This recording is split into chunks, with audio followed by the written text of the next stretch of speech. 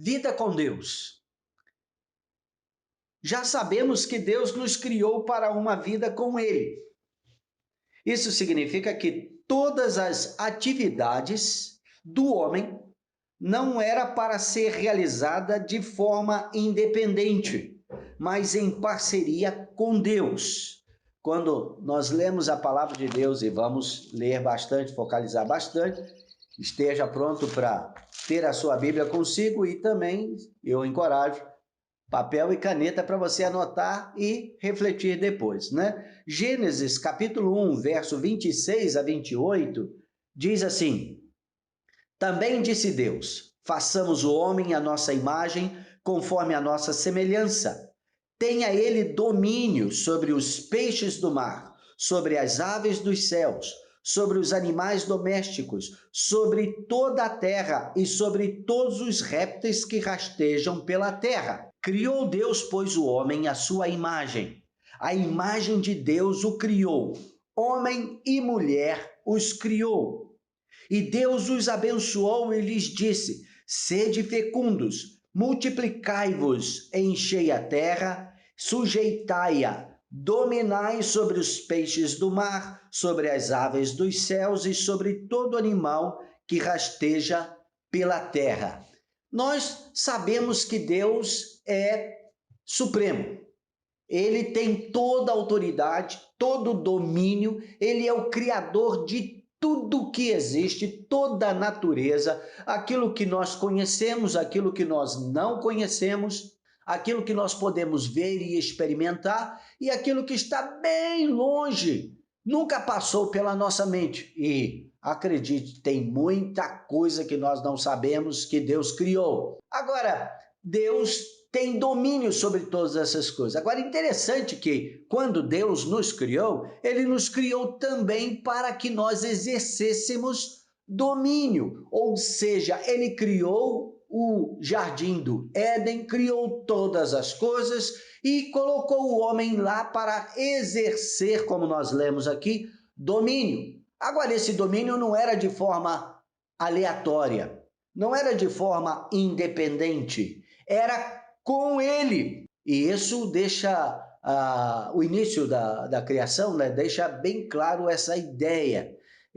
Gênesis 2, verso 8, nós lemos lá: E plantou o Senhor Deus um jardim no Éden, na direção do Oriente, pôs nele o homem que havia formado. Deus, na viração do dia, e isso está em Gênesis capítulo 3, verso 8, aparecia lá para ter comunhão, para andar com o homem, para ver como que as coisas estavam acontecendo.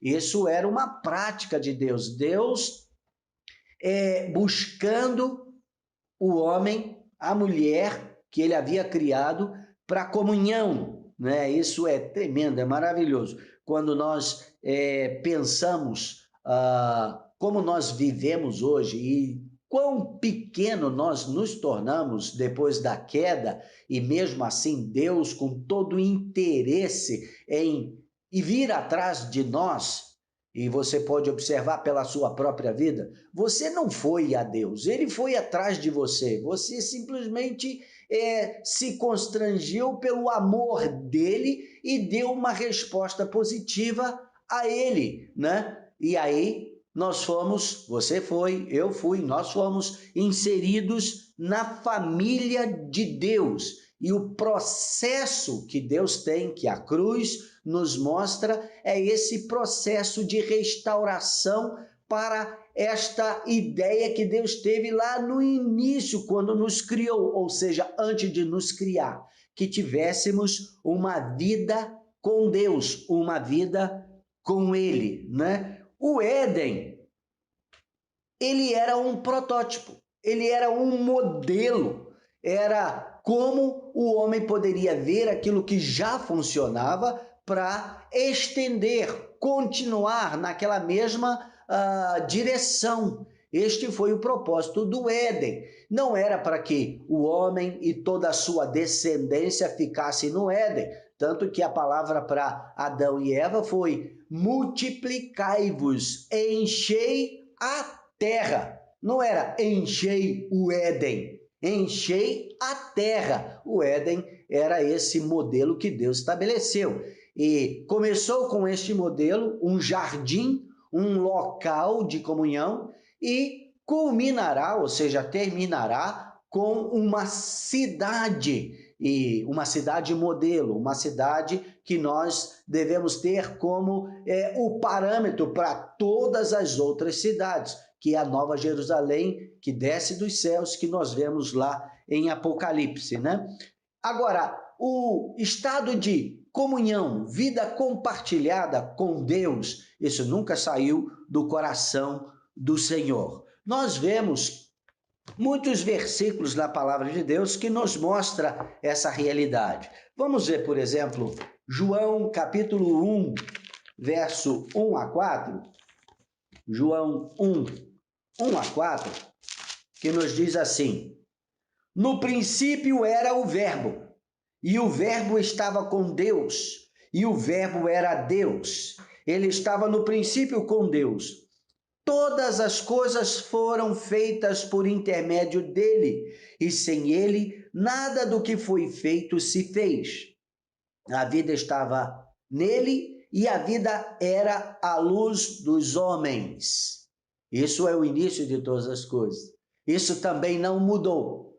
Todas as coisas foram feitas por ele, por intermédio dele, para ele, e a vida ainda continua sendo uma origem de Deus. Só existe vida nesta terra por causa de Deus. Ele é aquele que estabelece vida. Fora de Deus não há vida. Então, todo relacionamento que nós podemos construir está centrado em vida. Sem vida não existe nada disso. E Deus nos criou para que nós pudéssemos ter relacionamento com Ele, e Deus nos deu vida, e essa vida continua, né? Atos capítulo 17, verso 28, diz que nele vivemos, nos movemos e existimos. Então, fora de Deus, não existe vida. Enquanto nós estamos neste mundo, alguém poderia perguntar, ué, mas tem tantas pessoas que não servem a Deus, tem tantas pessoas que não estão ligadas a Deus e tem vida. Tem vida porque Deus continua sustentando todas as coisas com a própria vida dele. Mas vida plena que continua para a eternidade, que é o princípio da criação, não existia morte nesse processo, só existe e só existirá ligados a Deus. Isto é a razão principal que nós precisamos anunciar essa verdade, a verdade que está inserida no Evangelho, para que todos tenham vida e vida em abundância. Nós precisamos desta vida para continuar. O pecado, nós sabemos, bagunçou tudo, né? O pecado, o que seria isso? Desejo por independência. Adicionou algo que não estava no plano de Deus quando nos criou, a sua imagem e semelhança. Não estava planejado para a vida do homem. E você poderia dizer, não estava planejado o pecado. Não, não estou tratando disso. Tem algo que a queda adicionou na vida da humanidade, que você vê lá em Gênesis, logo no capítulo 3, quando fala sobre a queda do homem, que não existia antes, e depois disso passou a existir, e eu vou te dizer, não tem ninguém na face da terra, tá? Que faz parte dessa geração caída, que não experimente isso de alguma forma, que foi o medo. Vamos dar uma olhada lá em Gênesis capítulo 3, e diz assim, verso 9, ou melhor, verso 8, logo depois que Eva e Adão comeram do fruto, diz lá, quando ouviram a voz do Senhor Deus que andava no jardim pela viração do dia, esconderam-se da presença do Senhor Deus, o homem e sua mulher, por entre as árvores do jardim. E chamou o Senhor Deus ao homem e lhe perguntou: onde estás? Ele respondeu: ouvi a tua voz no jardim, e porque estava nu, tive medo e me escondi. Esta aqui é a adicional que o pecado trouxe, que passou a fazer parte do homem e de toda a descendência, ou seja, aqueles que foram produzidos, né, segundo a sua espécie. E nesse caso, Adão e Eva haviam caído. Tive medo. O medo tem sido presente na vida humana desde então. Todos, isso não tem ninguém que está fora desse contexto. Lá em Romanos, né, Paulo fala que todos pecaram e carecem da glória de Deus. Isso significa que todos já nascem debaixo desta opressão de medo. Todos experimentam o medo de alguma forma. E ele se manifesta de várias maneiras. Medo de abandono, medo de não ser amado, medo de ser esquecido, medo de morrer, medo de sofrer prejuízos e assim por diante.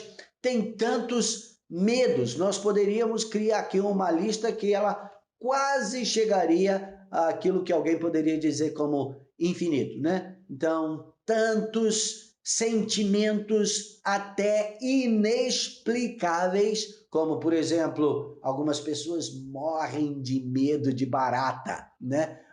Outros de rato ou de insetos que, se você analisar bem, ele não tem capacidade de fazer mal algum a nós, pelo tamanho, pela circunstância e também pelo fato de que Deus ele colocou em nós essa capacidade de dominar sobre todas as coisas. Mas vai explicar isso para alguém? Vai explicar. Alguns morrem de medo da escuridão e eu já conheci várias pessoas que só dormem com a luz acesa porque tem medo do escuro. Vai explicar isso. Não tem explicação. Isso tudo veio como consequência do pecado. O medo é a principal característica do pecado. Agora, o medo também atrapalha as nossas relações.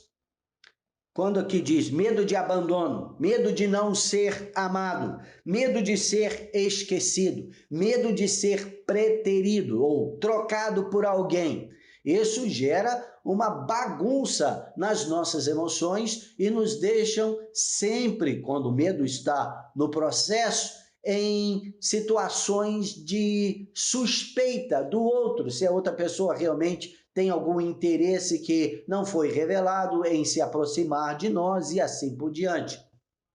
Agora, pensa bem, se isso atrapalha demais os nossos relacionamentos, nós que estamos na mesma plataforma, seres caídos que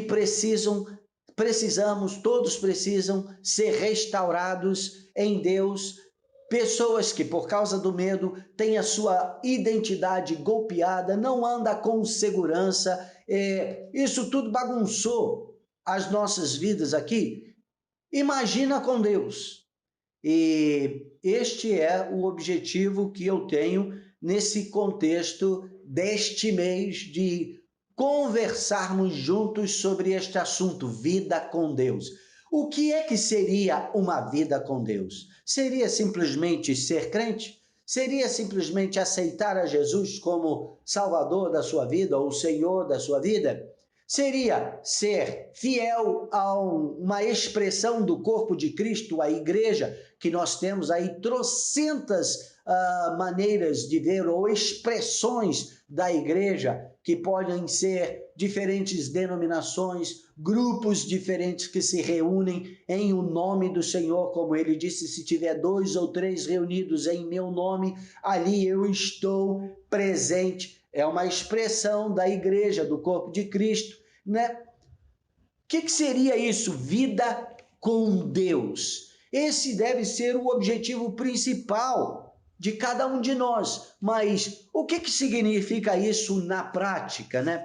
Eu tenho lido e tenho pensado sobre isso, e alguma coisa que eu gostaria que nós vamos estar trabalhando juntos é algumas atitudes que nós vemos que é permeado na história da igreja e que muitos de nós adotamos com o objetivo de termos uma vida com Deus, mas na realidade ela se mostra como sendo incapaz de gerar esse relacionamento, essa comunhão com Deus, e acaba nos direcionando forçosamente a uma atitude de religiosidade. E a religiosidade, acredite, não aproxima ninguém de Deus e não gera esta comunhão satisfatória com Deus, que foi o desejo que ele teve ao nos criar conforme a sua imagem, conforme a sua semelhança. Quero repetir aqui, porque nós já estudamos isso antes, nós já vemos isso antes, né? Deus não nos criou porque ele sentia solidão. Não, Deus é família, Deus é completo em si mesmo. E por toda a eternidade, que nós não conseguimos definir para trás, tá? Deus viveu uma vida de relacionamento, uma vida de intimidade. Pai, Filho e Espírito Santo, que é o que nós usamos para determinar a trindade de Deus, né? Esta comunhão que Deus já vivia. E durante essas 4 semanas, né, que nós estaremos juntos, quer dizer, 3 mais pela frente, nós vamos dar uma focalizada no que significa, na prática, vida de Deus, e muitas pessoas estão buscando uma vida de Deus. Vida sobre Deus é uma outra atitude que as pessoas desenvolvem. O que significa isso na prática? Vida para Deus também é uma outra maneira das pessoas se relacionarem com a religião. E depois, vida sob Deus. Veja aqui as diferenças, né? De Deus, sobre Deus, para Deus e sob Deus. Todas essas formas diferentes que nós temos ou desenvolvemos na nossa religião, na nossa fé, na nossa caminhada com a palavra de Deus, na igreja. Você vai, quando a gente estiver trabalhando sobre isso, explicando mais sobre essas diferenças, você vai provavelmente detectar, vai ver que muitos de nós temos atitudes assim e nós desenvolvemos isso com a melhor das boas intenções, mas descobrimos que temos uma certa frustração na nossa vida, ou seja, não obtemos aquilo que gostaríamos de obter, não obtemos aquilo que é o desejo do coração de Deus para nós. Temos que estar adicionando tantos outros artefatos na nossa caminhada com Deus, e às vezes isso passa a ser simplesmente produto que nós criamos, que não deixa de ser obras, né? E lá em Efésios capítulo 2, a partir do verso 8, que fala pela graça sois salvos. Isso não vem de vós, é dom de Deus, não de obras, para que ninguém se glorie. Por quê? Somos feitura dele, criados em Cristo Jesus para as boas obras, que Deus de antemão, ou seja, anteriormente a nós, preparou para que aquilo fosse parte da nossa vida. Isso significa que não tem nada que nós possamos adicionar por esforço próprio à nossa salvação ou ao nosso relacionamento com Deus que vai fazer a diferença. Não está baseado em nós. Eu me lembro que eu aprendi e já compartilhei algumas vezes sobre sacrifício de Abel e de Caim, né? Está lá em Gênesis capítulo 4. Aquilo é a plataforma principal que nós temos hoje para toda aproximação de Deus ou religiosidade. Abel, ele buscou, ele era pastor de ovelhas, né? Então ele buscou do melhor que ele tinha no seu rebanho. O que ele tinha de mais especial, ele foi minucioso e buscou um cordeiro que refletia a perfeição, que na realidade era uma substituição para ele, para o caso dele, e ofereceu a Deus. Em outras palavras, o que estava por trás da oferta de Abel? Eu não posso fazer nada que gere essa aproximação de Deus. Ou seja, eu caí num abismo e eu não tenho como sair desse abismo e voltar para o meu estado original. Eu preciso de um Salvador. Eu preciso de alguém que venha e me resgate de onde eu estou nesse momento. E aquele cordeiro apontava para Jesus Cristo, apontava para aquilo que João declarou: eis o Cordeiro de Deus que tira o pecado do mundo. Isso significa que Deus, se ele não movesse em direção a nós, nós não poderíamos fazer absolutamente nada para achar o caminho de volta. A oferta de Caim não tinha nada a ver pelo fato de que ele ofereceu sacrifícios de vegetais, ele era lavrador, né? Não era isso que estava por trás do significado. Significava, na verdade, que Caim estava dizendo para Deus: eu posso, através do meu esforço próprio, dar um jeito nessa situação, corrigir o que saiu de errado e voltar ao meu estado original. Essa era a atitude de Caim por trás da sua oferta. E Deus não gostou da atitude dele. Deus não gostou, não aceitou o sacrifício dele. Por quê? Não tinha nada a ver com o Caim em si. Tanto que no capítulo 4, você vai observar lá o que está escrito, né? Deus falando para Caim, no verso 6, quando ele ficou meio desanimado, porque ele viu que Deus não atentou para a sua oferta e caiu-lhe o semblante. Então Deus chega para ele e fala: por que andas irado? E por que descaiu o teu semblante? Se procederes bem, não é certo que serás aceito? Se todavia procederes mal, eis que o pecado jaz à porta. O seu desejo será contra ti, mas a ti cumpre dominá-lo. Ou seja, presta atenção nas atitudes do seu coração, porque está em você a capacidade de reverter esse processo. Então, o que Deus estava dizendo para Caim? Caim, eu já mostrei o caminho. Esse caminho é só eu, somente eu, Deus, posso te trazer de volta ao estado que eu criei, para ter relacionamento, para ter comunhão comigo, para ter uma vida compartilhada comigo. Você não tem como gerar isso, só eu posso fazer. E eu já estabeleci o processo.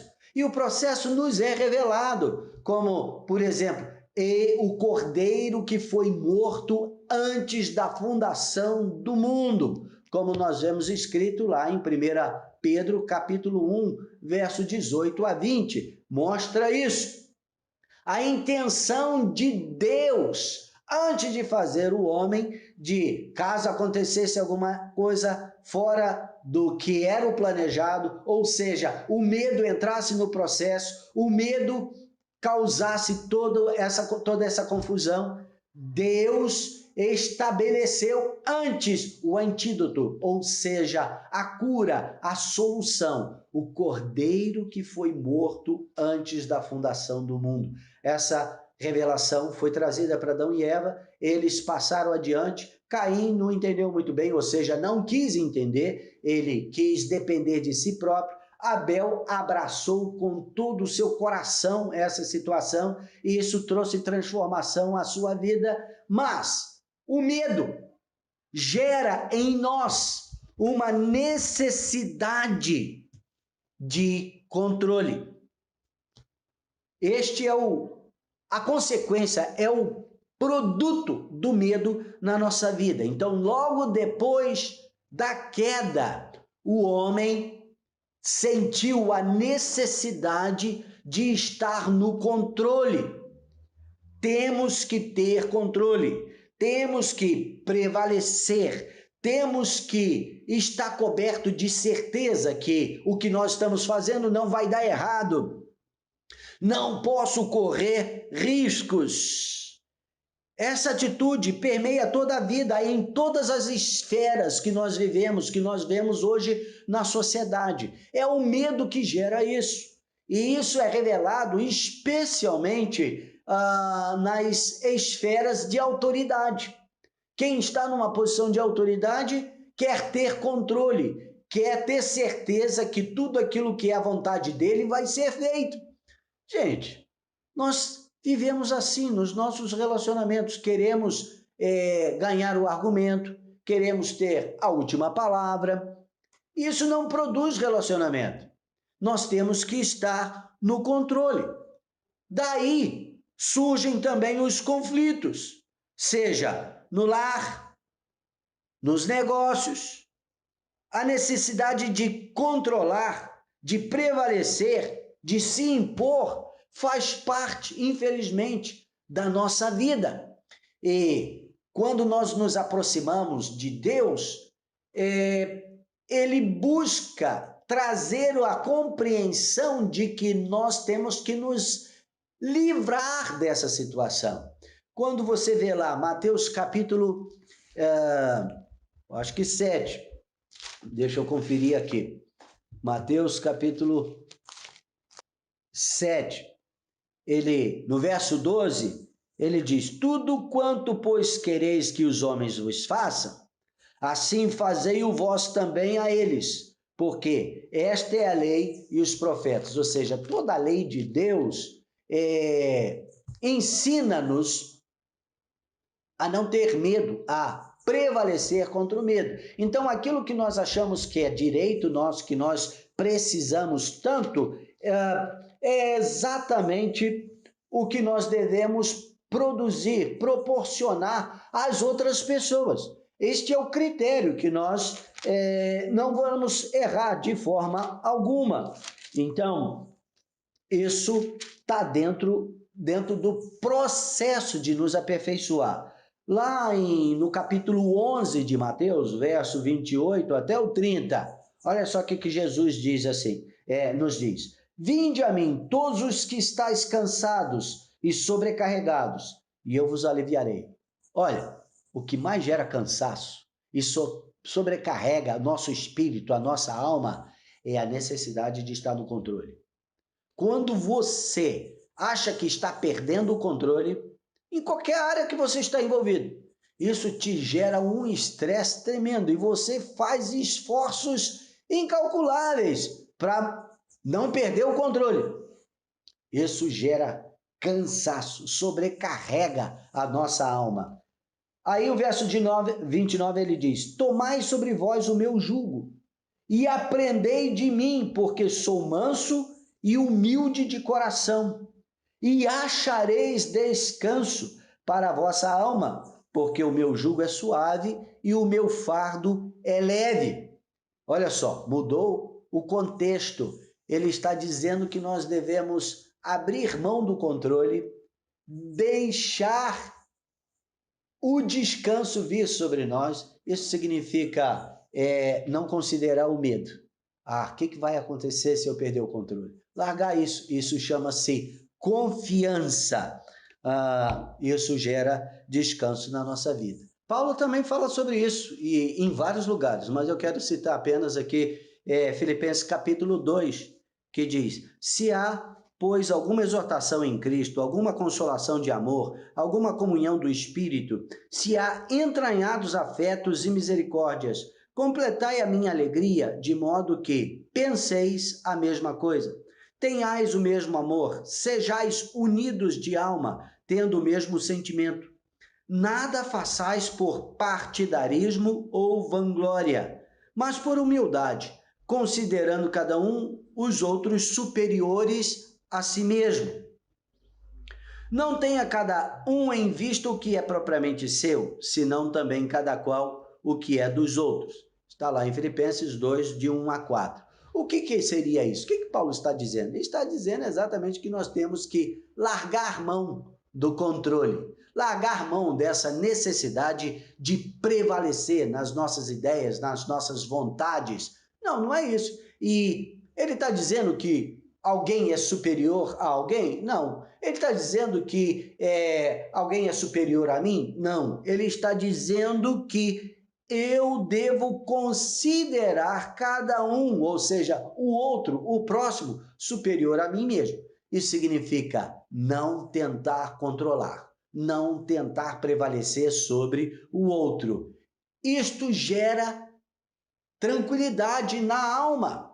Quando você não tem a necessidade de provar coisa alguma, quando você não tem a necessidade de mostrar que você sabe, que você é o bom, que tudo aquilo que você está fazendo pode confiar que é a melhor coisa que o outro pode achar. Não, não é isso. Deus está dizendo que nós precisamos entender quem nós somos, o nosso valor está nele, na maneira como ele nos fez, e tão é precioso isso que ele mesmo escolhe habitar em nós. Isso é maravilhoso, você não precisa adicionar absolutamente nada. Isso faz parte do plano da vontade de Deus para nós. E é exatamente esse entendimento, essa condição que vai gerar em nós o que é o título desta série, Vida com Deus. Agora, até chegarmos aí, certamente tem várias coisas que nós precisamos considerar e abrir mão e não substituir numa tentativa de estar no controle por outra maneira, ou seja, a religiosidade. Vida de Deus, vida sobre Deus, vida para Deus, vida sob Deus. No final disso, você vai perceber que tudo isso significa que eu estou no controle. Eu que determino. Eu faço com o objetivo de ter resultados já planejado, esperado por mim. E relacionamento não tem a necessidade dessas coisas. Então, por hoje, é isso que eu estou querendo compartilhar com vocês. E eu entendo que essa primeira aula, ou seja, esse primeiro estudo, ela é mais uma introdução para que a nossa mente se abra para a profundidade deste assunto, vida com Deus, que deve ser o nosso objetivo. Nós vamos trabalhar mais nisso, amém? Que o Senhor nos abençoe, que o seu Espírito esteja agindo em cada um de nós, abrindo o nosso entendimento e principalmente o nosso coração, para que nós tenhamos interesse maior pelas coisas lá do alto, como em Colossenses nos ensina, né? Pensai nas coisas lá do alto e não nas que são aqui da terra. Vamos orar. Pai, eu te agradeço pela oportunidade que temos de aprender, de estudar a tua palavra, de estar na tua presença e receber de ti. Obrigado, porque é o Senhor quem nos chamou para uma vida com Deus, ou uma vida contigo. É o teu objetivo desde o início. E por mais que nós tenhamos bagunçado a coisa, por mais que nós tenhamos medos no nosso coração, o Senhor não desiste disso. E eu oro, Senhor, para que nós sejamos aprimorados no teu amor, aprimorados no nosso relacionamento contigo, que nós sejamos trabalhados pelo teu próprio Espírito para que nós sejamos cada vez mais parecidos com o Senhor. Nos abençoe, em nome de Jesus, nós oramos. Amém.